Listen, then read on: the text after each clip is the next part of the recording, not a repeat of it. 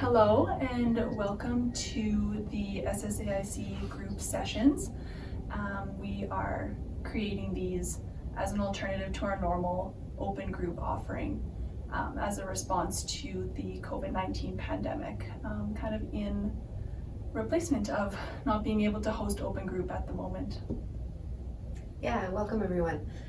There has been some talk from clients that people have been missing our open group sessions, and so we're offering this as an alternative. They'll be shorter, but we will address the same topics that we normally talk about in open group. We'll provide a little bit of education as well as an opportunity to do some activities if you're interested. We do acknowledge though it's not going to be the same in terms of the feedback and the lively discussion that we usually get. So we will do our best to provide you with some of what group offers. So thank you for tuning in, and we hope you find these interesting and informational. Welcome everybody. We're here for our next session of group topics. Megan is my name, and Sarah is here with us today. Hello. Sarah's one of our counselors, and she's going to do a couple of these sessions with us. Today we're going to be talking about self-care. And before we get started, we're just going to take a couple moments, as usual, to ground ourselves and arrive. So finding a position that feels comfortable to you, feeling yourself supported by whatever chair or surface you're sitting on. Noticing the points of contact with your body on that surface.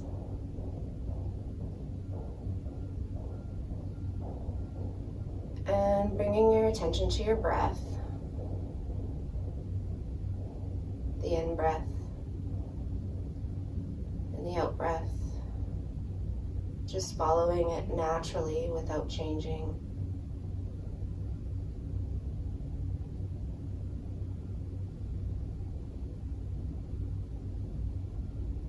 The rise and the fall.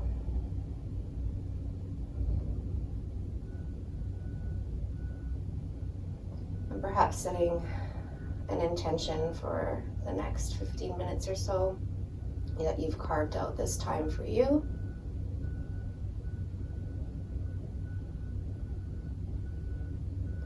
And when you're ready, bringing your attention again to yourself sitting, being supported. And if your eyes were closed, opening them up and coming back to the space. Thank you, Megan. You're welcome. Okay, so self-care. We usually start group by doing a bit of a definition. So when we say self-care, and we do talk about it a lot in counseling, a lot here at the center, what are we talking about? Well, it's basically, I think we think a lot about the things that we can do for our body, right? That are self-care. That's where kind of everyone defaults to, but it's really, what are the things that we can do for ourselves every day that help us feel okay, that are making sure that we're, that we're good, that we can do the things that we need to do. Yeah. Often we think really basics like, oh, it's taking a bubble bath, or it's doing those types of things, but it can be even more basic than that. I also like to think about self-care in terms of the aspects of us more holistically. So my physical self, my mental self, emotional self, social, spiritual, financial self. Your environment can be one as well. That's something that we talk about it sometimes with clients too. Like, are you feeling good in the space that you're in? Is your house clean? Is your bedroom feeling good? Those types of things are self-care too. Absolutely.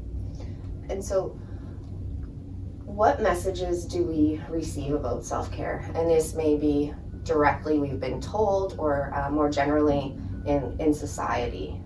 What are some of the messages that we receive about self-care?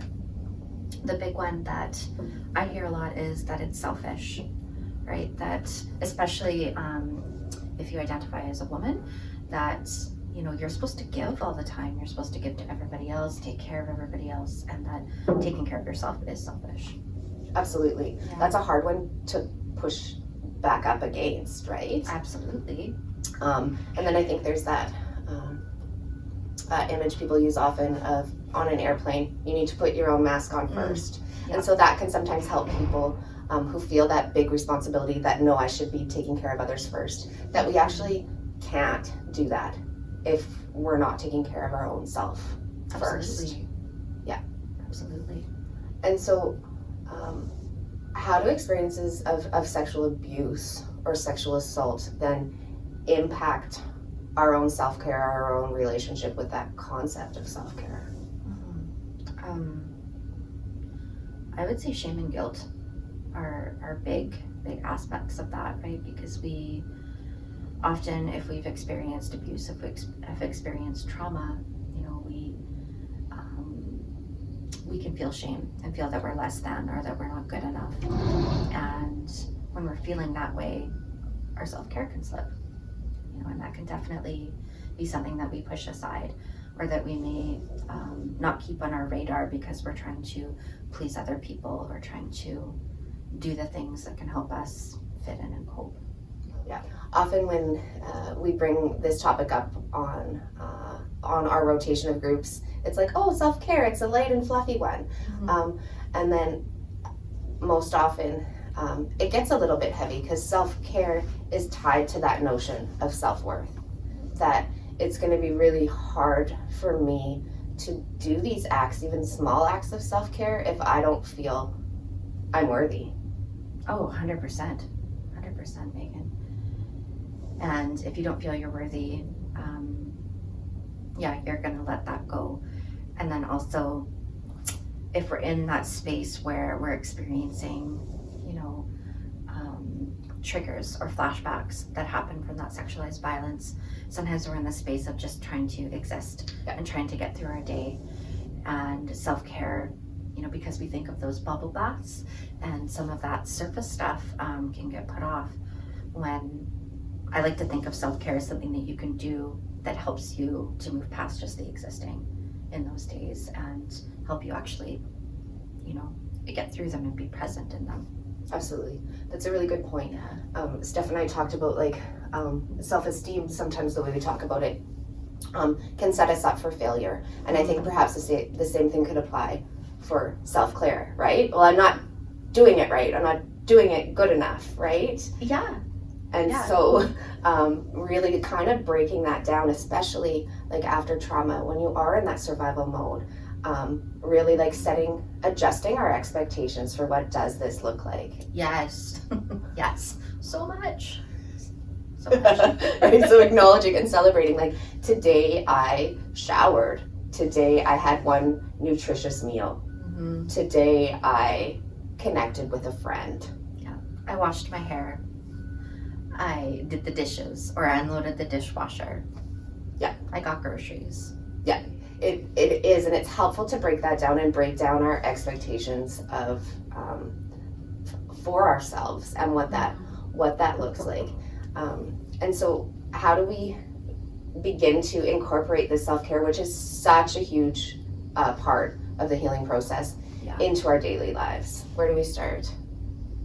I think we need to, it's a lot about checking in with yourself. And I know Megan's talked about, was it self-esteem? Mm-hmm. The one group you did. Mm-hmm. So, with self-esteem, even with your boundaries, right? It's kind of just checking in with yourself every day and looking at, okay, where am I at?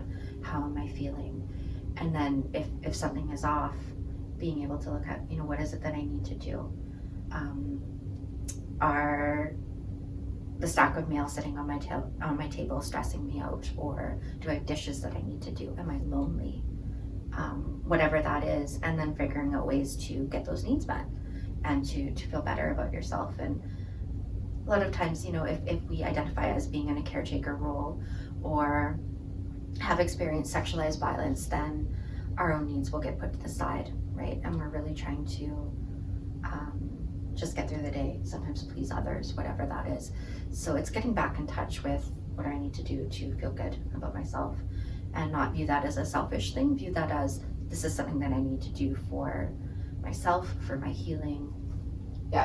Sometimes I'll talk with people about if there's kind of a big block to that concept, it feels like self-indulgent, or it feels too much, or it feels selfish. That self-care, thinking about it as a prescription like you would get from a doctor, that this is actually like, it is necessary to my well-being, right? Absolutely.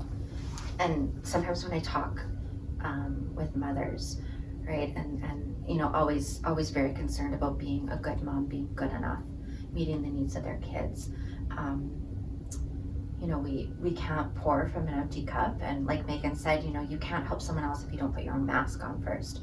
So that self-care piece helps you to be, you know, to be those other things in your life that you need to be. And so setting boundaries, you know, acknowledging some level of self-worth. We talked about self-compassion, and also taking a look at what are some signs when what happens when I'm not fully taking care of myself. So what are some indicators there, right? If you want to do a bit of reflection. Such an important point. Right? Such an important point. Yeah, and so, okay, I noticed like this is happening. I'm a little bit stressed. Okay, taking a step back. What has gone perhaps to the wayside, right? And what can I make a priority again? Totally. And that really ties in with that concept of checking in with yourself, right? So if I'm stressed, or if I'm not doing the self-care, you know, am I starting to, you know, detach from things, or, you know, kind of drift off and just kind of ignore everything around me? Or am I getting snappy? You know, am I not sleeping? Am I slipping back into some coping mechanisms that I've identified aren't the healthiest for me? And then I think in that whole process is going back to the video Steph and I did, the concept of self-compassion. So instead of going, oh, I did it again, I screwed up again, meeting ourselves with that place of non-judgment. Oh, 100%. 100%. So I'm gonna encourage everybody, if it feels right, to maybe do a bit of reflection on self-care, where you're at right now, what's working, what might be missing. Yeah. And Sarah is going to be back for another episode. So thanks, Sarah. Thank you, Megan. And we'll see you next time.